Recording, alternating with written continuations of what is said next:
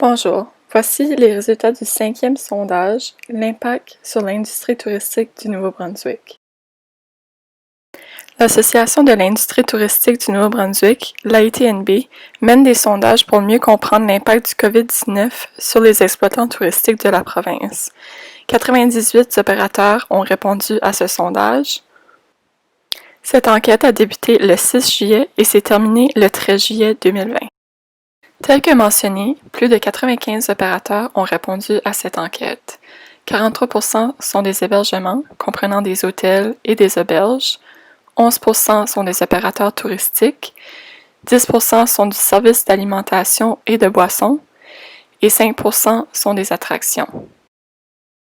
Nous avons une représentation des 5 routes panoramiques du Nouveau-Brunswick dans ce sondage. 40% des gens qui ont répondu venaient de la route littorale acadien, 27% de la route panoramique de la vallée, 12% de la route littorale Fundy, 5% de la route de la chaîne des Appalaches, 1% de la route de la rivière Miramichi et 8% n'ont pas répondu. Un peu plus de 55% des répondants sont des opérateurs à l'année, tandis que 40% sont saisonniers. 3% n'ont pas répondu à cette question. Plus de 43% des opérateurs qui ont répondu au sondage ont réouvert leur entreprise. Plus de 29% ont resté ouverts lors de la COVID. 28% ont une réduction des heures du personnel. Et ensuite, 9% sont fermés temporairement.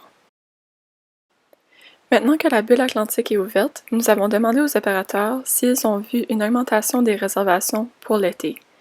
Plus de 84% ont répondu que non et 15% ont répondu oui. Nous avons également demandé aux opérateurs touristiques s'ils pensent que la bulle atlantique les aidera à la survie de cet été.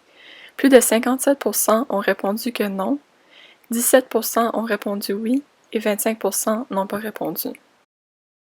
Les opérateurs ont utilisé l'aide de certains programmes, tels 46% ont utilisé la subvention salariale de 75%, 43% ont utilisé le prêt sans intérêt de 40 000 $, 16% ont utilisé la subvention salariale de 10%, et ensuite 12% pour la prestation canadienne d'urgence, 12% ont reporté des paiements de la TPS, 3% ont qualifié pour le Programme canadien d'aide d'urgence au loyer commercial, mais 18% n'ont pas qualifié pour aucune aide.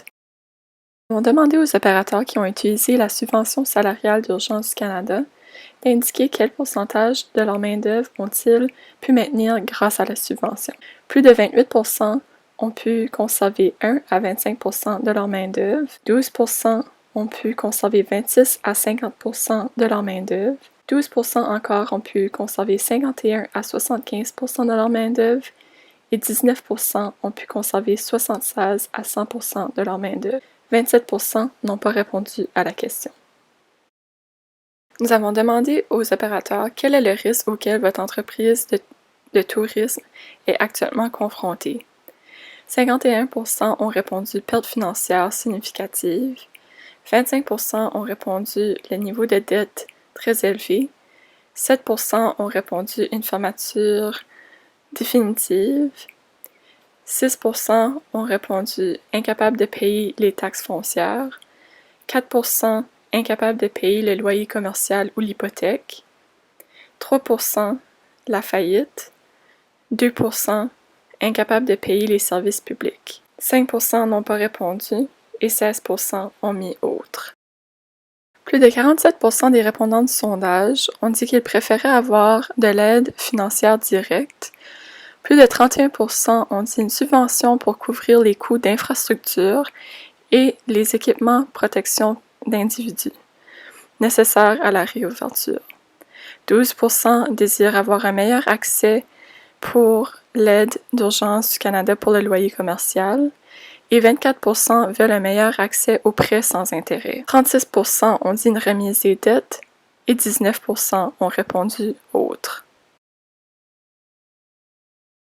À la fin du sondage, nous avons demandé aux répondants quelles sont certaines des plus grandes préoccupations concernant l'impact du COVID-19 sur votre opération touristique. Certaines de ces réponses étaient que le COVID continue jusqu'à l'année prochaine une perte de revenus, les impacts à court terme sur l'utilisation des réserves financières.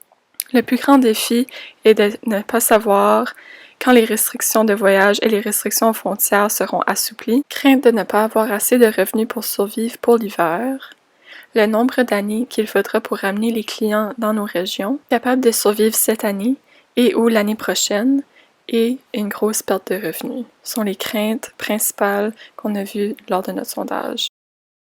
Depuis le début de la crise du COVID-19, l'ITNB surveille l'industrie pour vraiment connaître et comprendre l'impact de la pandémie sur les opérateurs de la province.